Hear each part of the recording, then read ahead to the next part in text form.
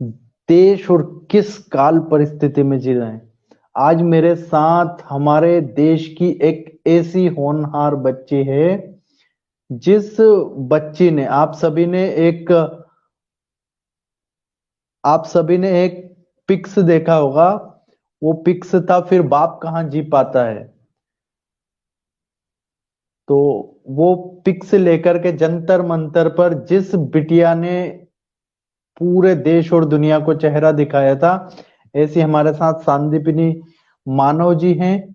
छोटी सी उम्र में देश के दरिंदों से लड़ने के लिए आगे आई हुई एक सावित्रीबाई फूले है, जो ये बताना चाहती है कि नारियों पर अत्याचार करने वाले वहशी दरिंदों, अब तुम्हारी खैर नहीं है। अब तुम इस देश के अंदर बच्चियों पर, बहनों पर, बेटियों पर दरिंदगी नहीं कर पाओगे। तो सांदीपनी जी, आपको हम सभी ने देखा, देश की मीडिया में देखा, और मुझे तो काफी खुशी होता है आपके जैसी बच्चियां आगे जब आती हैं तो उनके ऐसे कार्यों को देख करके आंख भी भर आती है कि देखो हमारे देश के बच्चों में कितना सारा शौर्य साहस है। लेकिन फिर भी इसी देश के अंदर प्रतिदिन छोटी छोटी बच्चियों के ऊपर बलात्कार होता है, और उन बलात्कारियों के खिलाफ आप तो जंतर मंतर पर अभी तुरंत हाल ही में आंदोलन करके भी आई हैं। तो बताइए आप, ये बलात्कारियों को जिस प्रकार से हमारे देश के अंदर संरक्षण दिया सिस्टम के कुछ करप्ट लोगों ने, तो आप उनके बारे में क्या कहना चाहती हैं? सबसे पहले शुक्रिया स्वामी जी, और कि आपने मेरी आवाज मेरे ऊपर आने दी, अपने चैनल पे आने दी। और अभी नवरात्रे कल से शुरू होने वाले हैं, और कल से नवरात्रे शुरू होंगे। कैलेंडर में देवियों को पूजा जाएगा, दुर्गा माँ को, लक्ष्मी माँ को।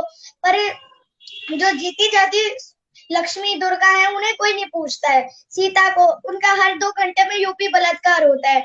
यहाँ पे बलात्कार पर, तीनों तलाक पर कानून बना दिया, पर बलात्कार पर कब बनेगा कानून? ये मेरा एक सवाल है। वो बिल्कुल, इस देश के अंदर सारे कानून बने हुए बाबा भीमराव अंबेडकर जी परम पूज्य वो बना करके गए थे। लेकिन उन कानूनों को, उस न्याय की प्रणाली को, उस पूरे के पूरे सिस्टम को कुछ लोगों ने हैक करके रखा है। जैसे आपने सुना होगा हैकिंग, ऐसे ही कुछ दरिंदे भ्रष्ट नेताओं ने, अधिकारियों ने यहाँ पर मिल करके पूरे के पूरे सिस्टम को कैप्चर करके रखा है। जिसकी वजह से हुआ ना, निर्भया के दोषियों को सजा हुआ, फांसी का हुआ, लेकिन फिर भी एक दरिंदा बच करके निकल गया। क्यों बच के निकल गया? क्योंकि सिस्टम ने उसको सहायता किया। जो दरिंदा किसी बच्ची का गैंगरेप कर सकता है, उसकी उम्र उसकी उम्र उसकी उम्र के आधार पर उसको तरीके से बचा करके ले गया। यही सिस्टम का करप्शन। तो सिस्टम में सारे के सारे न्याय और सारे के सारे अधिकार हमें दिए गए, लेकिन उन न्यायों को, उन अधिकारों को हम तक पहुंचने के लिए एक पूरी की पूरी जो प्रक्रिया होती है, उस प्रक्रिया में जो घुसे हुए अधिकारी कुछ हैं वो करप्ट हो गए, और कुछ नेता हैं वो भ्रष्ट हो गए। मैं सबका नहीं कहता। आप आप इतना बड़ा आंदोलन किए वहां पर जंतर मंतर पर, आप तो अपने पिताश्री के साथ गई थी वहां पर, आपने क्या वो लिखा था कविता, वो बताइए थोड़ा।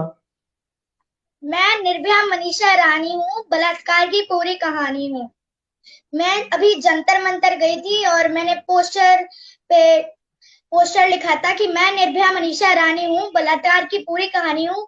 और ट्वीट करके करने के करके लोगों ने मेरी आवाज उठाई, और उसके लिए मैं बहुत बहुत शुक्रिया करती हूँ सब लोगों के। उन्होंने ट्वीट की मेरी फोटोज, और मेरे को ऊपर लाया गया कि मैं आज आपके साथ बैठ रही हूँ।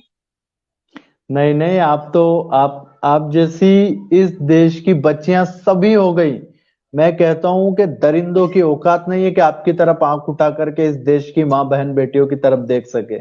आज मैं कहता हूं उन 103 महिला सांसदों को जिन्होंने मनीषा, माफ करना, हमारे देश की जो हाथरस की निर्भया थी उसके बारे में एक शब्द मुंह से नहीं बोला। 103 सांसद हैं, महिला सांसद, मैं पुरुषों की तो बात ही नहीं कर रहा। उन्हें आपसे आज सीख लेना चाहिए और शर्मिंदा होकर के अपना मुंह किसी चुल्लू भर पानी में डुबो करके और आंखें खोलना चाहिए और देखना चाहिए कि सांदीपनी मानव अगर यहाँ पर बैठ करके। आपकी उम्र कितनी है सांदीपनी जी? मेरी उम्र 9 साल की है और मैं 4th क्लास में पढ़ती हूँ। सोचिए आप 4th क्लास में पढ़ने वाली एक इतनी प्यारी होनहार बच्ची हमारे देश की बलात्कारियों के विरोध में खड़े होकर के और जंतर मंतर पर चिल्ला रही थी कि बलात्कारियों को सजा दो, सजा दो। तब कुछ सिस्टम के दरिंदे, तब कुछ सिस्टम के अत्याचारी, तब बलात्कारियों को संरक्षण देने वाले राक्षस पिशाच नराधम वो कह रहे थे कि बलात्कार तो हुआ ही नहीं है, बलात्कार तो कुछ हुआ ही नहीं है। अरे यहाँ का बलात्कार देख रहे हो आप, राजस्थान का देखो, उड़ीसा का देखो, केरला का देखो, हैदराबाद का देखो, आप वो बलात्कार क्यों भूल रहे हैं? मतलब हमारा सिस्टम हमें बलात्कार गिनवाने की तरीके बता रहा था कि इधर का भी देखो, उधर का भी देखो। ये नहीं कह रहे थे सिस्टम में बैठे लोग कि ये बलात्कार हमारे लिए शर्मिंदगी की बात है। जी संदीपनी जी, आपको कैसा लगता है जब इस देश के अंदर, हमारे देश भारत के अंदर, जहां पर गली गली चौराहे चौराहे कल माता जी की प्रतिमा बैठेगी और कन्याओं को पूजा जाएगा, और उन कन्याओं को इसी देश के अंदर प्रति घंटा 4 माँ बहन बेटियों के साथ रेप होता है, दरिंदगी होती है, उनकी हत्या हो जाती है। तो रजिस्टर्ड आंकड़े बोल रहा हूँ, जो रजिस्टर्ड होते हैं एनसीआरबी में, बाकी के जो नहीं होते वो। जैसे अभी राहुल गांधी जी भी गए थे हाथरस में, वहां पे गए वो, वहां पे किसी पुलिस वालों ने उन्हें जाने नहीं दिया। ऐसा क्यों क्यों नहीं जाने दिया उन्हें? पत्रकारों को भी नहीं जाने दिया। वहां राहुल गांधी जब गए, वो पैदल भी चलने के लिए मजबूर हो गए कि मेरे को पैदल जाने दो, उन्हें नहीं जाने दिया। अगले दिन उनकी बहन प्रियंका गांधी भी गई, उनके उनके गरीबा तक हाथ किसी पुलिस वाले ने आ गए, पर उन्हें भी नहीं जाने दिया। पत्रकार नहीं गए। और जयंत चौधरी भी, जिनके दादा पीएम थे, और उन्हें भी नहीं जाने दिया। ऐसा क्यों? और लाठियों से भगाया उन्हें, क्यों? ऐसा किसने किया? कुछ अगर वो सच्चा कर रहे हैं, अच्छा कर रहे हैं, तो किसी को तो जाने देते कि खबर पहुंचे पूरे देश में कि ऐसा हुआ है, इनको इनको हमारे को उनका जस्टिस चाहिए। तो उन्होंने क्यों नहीं जाने दिया? ये तो यही देखिए कितना कितना बढ़िया प्रश्न पूछा हमारी बिटिया रानी ने, कि कोई राजनीतिक दल का नेता अगर वहां जा रहा है तो उसको रोका क्यों गया। यही तो पूरा खेल है, पूरा खेल, पूरा सिस्टम सिर्फ इसी बात का है कि सत्ता पर हम कैसे काबिज रहें, दूसरे को ना पहुंचने दें।